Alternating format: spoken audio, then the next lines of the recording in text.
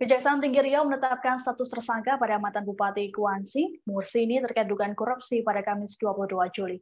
Kasus yang menjerat Mursini terkait dengan belanja barang dan jasa di Sekretariat Daerah Kabupaten Kuansing dengan total anggaran 13,3 miliar rupiah. Anggaran tersebut diketahui berasal dari APBD Kabupaten Kuansing tahun 2017.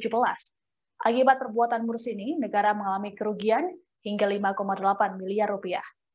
Lalu seperti apa informasi lengkapnya? Sudah ada rekan kami dari Tribun Pekanbaru, Rizky Armanda, yang akan melaporkannya. Halo, selamat sore Rizky. Ya, selamat sore rekan Siska.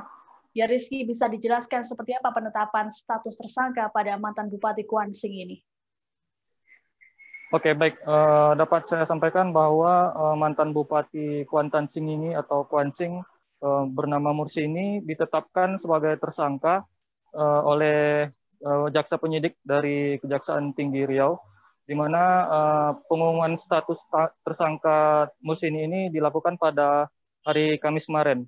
Adapun perjalanan penanganan kasus ini sudah berjalan sejak awal tahun lalu.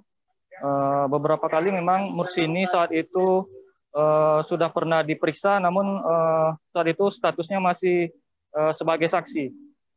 Selanjutnya sesuai perkembangan penyidikan, akhirnya jaksa penyidik baru menetapkan saat itu 5 orang tersangka dan semuanya sudah diadili dan divonis bersalah oleh Majelis Hakim Tindak Pidana Korupsi pada Pengadilan Negeri Pekanbaru.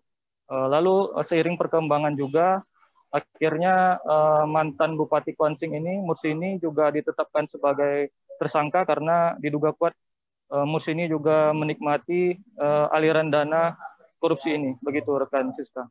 Ya Rizky, bisa dijelaskan seperti apa kasus hukum yang menjerat dari mantan Bupati Kuansing ini?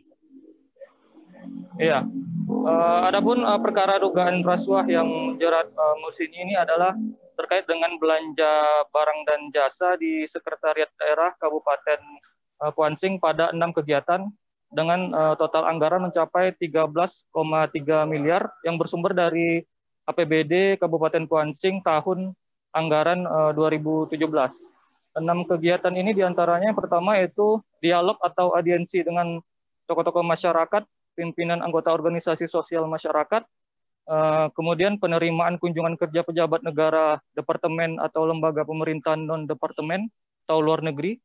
Ketiga yaitu rapat koordinasi unsur muspida.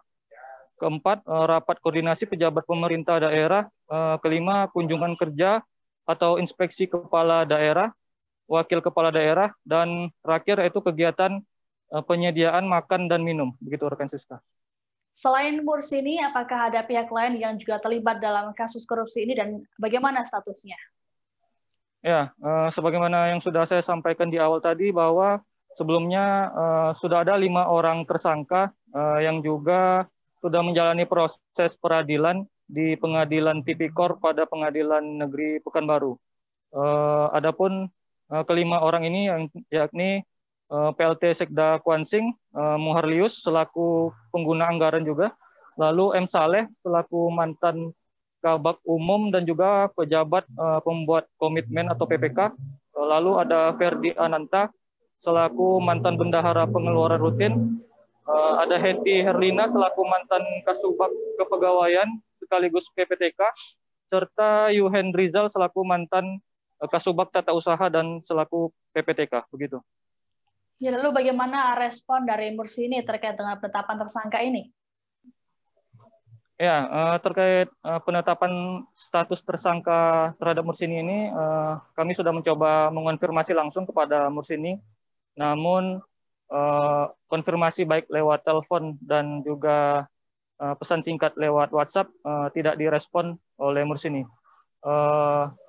Beberapa orang kolega juga sempat kami konfirmasi, salah satunya itu Indra yang merupakan wakil Mursini dalam pemilihan kepala daerah Kuansing tahun 2020 lalu. Dia menyatakan sudah menerima informasi terkait penetapan ini dan sudah menghubungi Mursini untuk sekedar memberikan semangat moral begitu. Baik, Tribudas, kami akan menampilkan wawancara dengan Asisten Dirjen Kejati Riau, Raharjo Budi Kisnanto, terkait dengan hal ini. Berdasarkan kesimpulan daripada penyidik pada Kejaksaan Tinggi Riau, ya, jadi pada hari ini menetapkan tersangka atas nama M dengan inisial M bin N, ya, sebagai tersangka. Adapun kasusnya adalah sebagai berikut, yaitu menyangkut tindak pidana korupsi, belanja barang dan jasa di Sekretariat Daerah Kabupaten Kuansing pada 6 kegiatan dengan total anggaran mencapai 13.300.600.000 rupiah yang bersumber dari APBD Kabupaten Kuantan Singingi tahun anggaran 2017. 6 kegiatan itu adalah yang pertama, ya, kegiatan dialog atau audensi dengan tokoh-tokoh masyarakat atau pimpinan anggota organisasi sosial masyarakat. Kemudian yang kedua, penerimaan kunjungan kerja pejabat negara, departemen, lembaga pemerintah non departemen, ya, atau dari luar negeri. Kemudian yang ketiga, kegiatan rapat koordinasi unsur Muspida atau Forkompinda. Kemudian rapat koordinasi pejabat pemerintah daerah. Yang kelima, kunjungan kerja inspeksi kepala daerah atau wakil kepala daerah. Kemudian yang keenam adalah kegiatan penyediaan makan dan minum di Kabupaten Kuantan Singingi sebesar 13.300.650 mohon maaf, saya ulang, 13.300.650.000 rupiah. Ya, kasus ini merupakan pengembangan berdasarkan. Ya, Tribunas, informasi tadi sekaligus menutup jumpa kita dalam live update kali ini. Terus saksikan live update berikutnya hanya di kanal tribunnews.com. Jangan lupa untuk terus disiplin menerapkan protokol kesehatan dimanapun Anda berada. Saya Siska Mawasi beserta kru yang bertugas pamit undur diri. Terima kasih dan sampai jumpa. Jangan lupa like, subscribe, dan share ya.